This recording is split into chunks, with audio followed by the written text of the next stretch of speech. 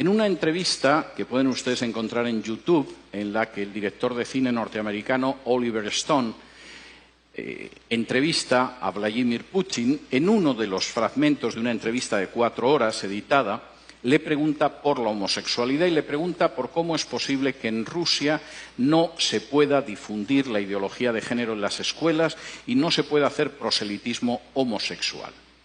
Y la respuesta que le da Putin es absolutamente ejemplar. En Rusia no se persigue, no se encarcela, no se discrimina a ningún adulto por ser homosexual.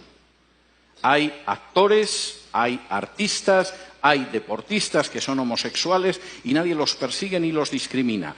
Pero no vamos a tolerar que adoctrinen a los niños en una ideología que es contraria a la familia. Porque la base de esta nación es la familia. Si el niño se convierte en adulto al llegar a los 18 años y decide ser homosexual, es una decisión suya.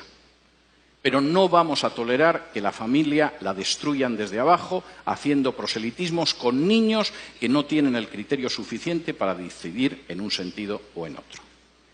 Yo puedo estar muy poco de acuerdo en muchas cosas con Putin, pero ahí le doy toda la razón. En el caso de China, todavía son más estrictos. Y he tenido ocasión de hablar con chinos acerca de esto. Los chinos siguen arrastrando la herida de lo que ellos llaman el siglo de humillaciones. Hace ahora poco menos de un siglo, los británicos, que ambicionaban apoderarse de la porcelana, del té, de la seda china, quisieron hacerse con ella, pero los chinos no veían que los ingleses tuvieran nada con lo que pudieran intercambiar la seda, el té o tantas cosas valiosas. De modo que los ingleses, puesto que nada de lo que ellos vendían les interesaban a los chinos, decidieron venderles drogas y les obligaron a abrir puertos por los que introducían el opio para consumo de los chinos. Los chinos se opusieron, la Marina británica era más poderosa, y después de perder 2 guerras no tuvieron más remedio que aceptar puertos extranjeros que introducían el veneno de la droga en China y que sumieron durante prácticamente un siglo a China en el mayor sometimiento y la mayor explotación a potencias extranjeras que había vivido en una historia milenaria. La visión de los chinos sobre la ideología de género es la misma. Esto es peor que el opio que trajeron los ingleses. Y si dejamos que entre en nuestra sociedad y que destruya la familia, el efecto va a ser peor que el opio británico. No lo vamos a tolerar. No porque seamos cristianos, el régimen es un régimen ateo, sino porque creemos en la familia y sabemos que la nación se basa sobre la familia. Me da mucho pesar que naciones que no son cristianas, sin embargo, a la hora de defender a la familia, parece que tienen una idea más clara que otras naciones que supuestamente lo son. En quinto lugar, y esto es tremendo, la ideología de género es una bomba de relojería demográfica. No hay nación ni cultura que pueda sobrevivir con un crecimiento demográfico inferior al 2,5. Están ustedes ya por debajo del 2,5 en la República Dominicana. Hasta el 2,3, que es su tasa de crecimiento en estos momentos, tienen posibilidad de reacción. Todavía es reversible, quizá en una generación, un proceso de desplome demográfico. A partir del 2% no hay esperanza. Cualquier cultura, cualquier nación está condenada sí o sí. La ideología de género va a conseguir que Europa, la Europa que yo he conocido, desaparezca en una generación, quizá en menos.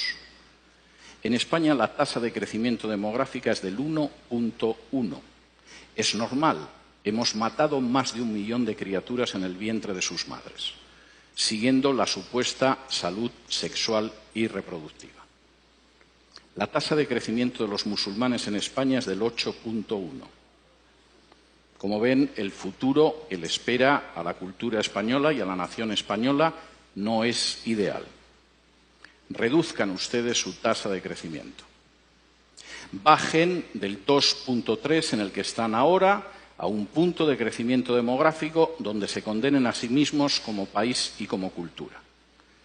Y después solo falta que puedan entrar en masa inmigrantes de otro país sin ningún tipo de control y la República Dominicana que ustedes conocen habrá desaparecido antes de un cuarto de siglo. Denle las gracias a la ideología de género en ese sentido. Finalmente, y esto me parece muy importante, la ideología de género es un ataque directo contra la soberanía nacional. Finalmente, no es algo que deciden los políticos de este país. Los políticos de este país, en muchos casos, ignoran qué es la ideología de género, como los políticos de otro país. En otras ocasiones solo piensan en su propia promoción personal. Un político sin apenas importancia puede acabar siendo ministra de la Mujer o ministro o secretario general de Políticas de Igualdad o cosas de este tipo. Les han asegurado la vida para los próximos 30 o 40 años engañando a la población. El problema es que eso significa el final de su soberanía y de su independencia nacional. La ideología de género se está imponiendo en países donde para poder recibir ayuda de instituciones internacionales, préstamos, renovación de créditos, se exige y se presiona a esos países para que admitan en su derecho interno la ideología de género. Y he tenido la posibilidad de hablar con dirigentes de países de Hispanoamérica y no de Hispanoamérica que tenían que confesar las angustiosas presiones que habían recibido de organizaciones ligadas a Naciones Unidas o al Departamento de Estado de Estados Unidos para admitir la ideología de género en su seno o enfrentarse con una situación difícil desde una perspectiva económica. No existe ningún derecho que permita, legitime o tolere que una instancia exterior del tipo que sea imponga a una nación la ideología que tiene que tener. Por muy pequeña que pueda ser esa nación, por muy reducido que sea su peso en el concierto internacional, por muy joven incluso que pueda ser en términos históricos, no existe organización internacional, fundación privada o país extranjero que tenga derecho a imponerle la ideología de género. Y eso es algo que ustedes tienen que tener claro.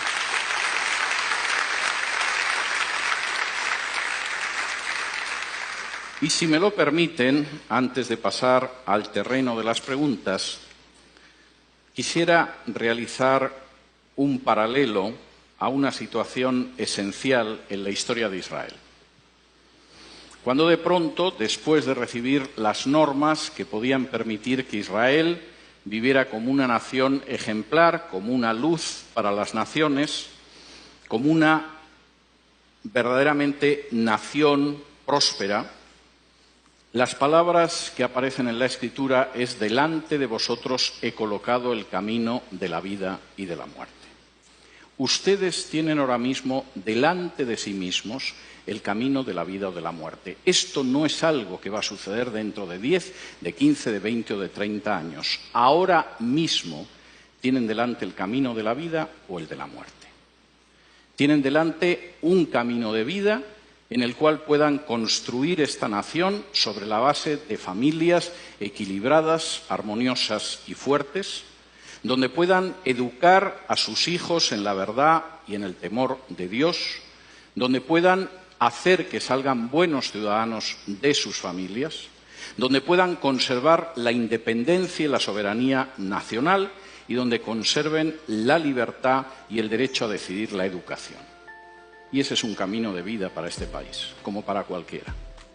O tienen delante el camino de muerte, el camino en el que van a ver cómo su soberanía nacional desaparece, cómo se destruye la familia natural, cómo se acaba con el sistema educativo, cómo se levanta un sistema de mordaza totalitaria sobre los ciudadanos de este país, cómo se tritura el principio de igualdad bajo la ley, cómo su demografía desaparece y cómo al final se encuentran condenados como cultura o como nación.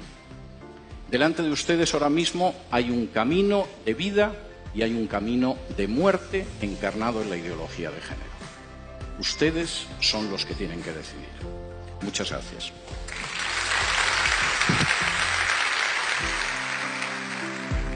Esperamos que este programa haya sido de bendición y que esta interesante charla con el doctor César Vidal pueda ser un instrumento que Dios use para que estemos alerta contra las falsas enseñanzas que nos quieren imponer los diferentes organismos nacionales e internacionales que tratan de imponer un nuevo orden contrario a los principios de la palabra de Dios en los tiempos que estamos viviendo. Gracias por habernos acompañado en su programa.